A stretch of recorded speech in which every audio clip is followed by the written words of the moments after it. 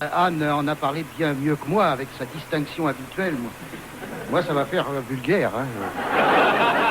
C'était Patrick Fonte. Bon, Anne, tu as dit tout à l'heure qu'on ne pouvait pas mettre un gant en guise de préservatif. Je peux te dire que si, moi je le fais. Mais bien sûr, faut avoir 5 bits. Alors...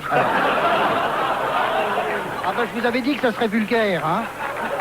C'est l'introduction. Ou alors une moufle, une grosse et une petite. Rassurez-vous, il n'y en a que 4 qui servent. Alors, eh ben allons-y. Mesdames, messieurs, le grand débat de la fin du XXe siècle, c'est pas l'Europe, c'est pas l'écologie, c'est pas la paix dans le monde. C'est 20 cm de caoutchouc qu'on utilise si on respecte son partenaire et qu'on n'utilise pas si on écoute les exhortations du bonnet d'âne sur pied.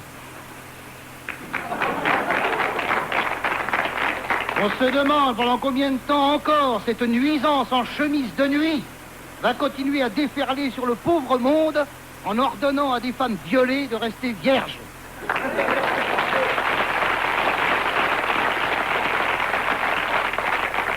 On a envie d'hurler, ça suffit les conneries, Jean-Paul, maintenant. Tu vas te coucher avec une bonne tisane.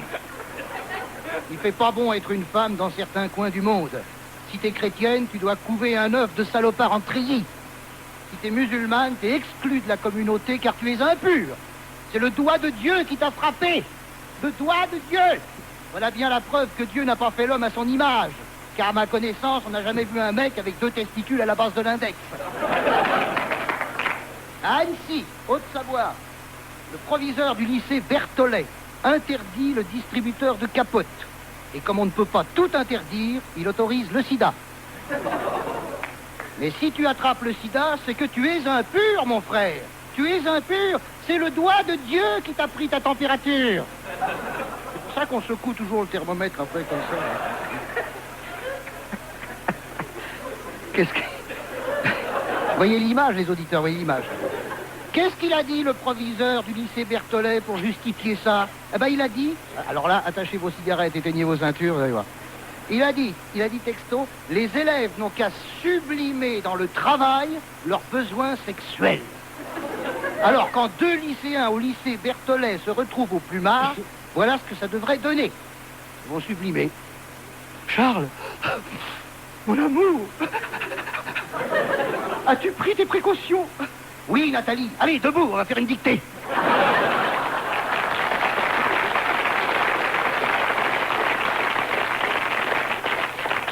À mon avis, le proviseur de ce lycée doit faire partie des 56% de Français qui estiment que le préservatif tue le romantisme. Le préservatif tue le romantisme. Et là, je suis d'accord. Je suis d'accord. Au moment où la fièvre érotique est au zénith, où tu feuges un max, tu cherches à tâtons la boîte de capote dans le tiroir de la table de nuit, entre les boules qui est, le thermomètre, les sachets d'aspirine, le stylo.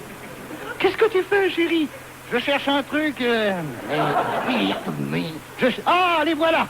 Ça y est, les voilà. Et lorsqu'enfin tu es en possession du préservatif, tu es mou. Tu es mou. T'as la taupe qui ronfle. Et va donc enfiler ton machin, hein? Tu te retrouves comme un haricot vert dans une chaussette. Belle image. Ça flotte. Bah ouais, ça flotte. L'image est bonne, hein, j'aime bien là. Un haricot vert dans une chaussette. Alors le romantisme, évidemment, hein, t'as plus qu'une envie, c'est de faire une dictée. Ça permet en tout cas d'avoir un aperçu de la sexualité de Bernard Pivot. Parce que pour être autant obsédé par les dictées, faut avoir des problèmes avec les capotes, je sais pas. Eh oui, l'amour s'accommode mal de l'accessoire. L'amour n'a pas besoin d'objets et comme dit un philosophe japonais, le rut a des ratés. J'aurais dû le dire avec l'accent. Hein. Le rut a des ratés. Tout de même, l'actualité nous apporte, mesdames, messieurs, françaises, français, un sourire dans tout ça. Samedi et dimanche à Compiègne. Ça a commencé donc hier à Compiègne. Salon international des œufs décorés.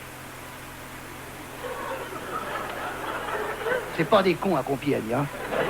Salon international. Ils vont même les chercher à l'étranger, les tarés. Des œufs décorés, voilà une façon de sublimer dans le travail nos besoins sexuels. Décorons nos œufs. Hein? Le salon international des œufs décorés. J'y serai cet après-midi avec les miens qui seront cachés quelque part et la première qui les trouve gagne une pipe. Bon dimanche.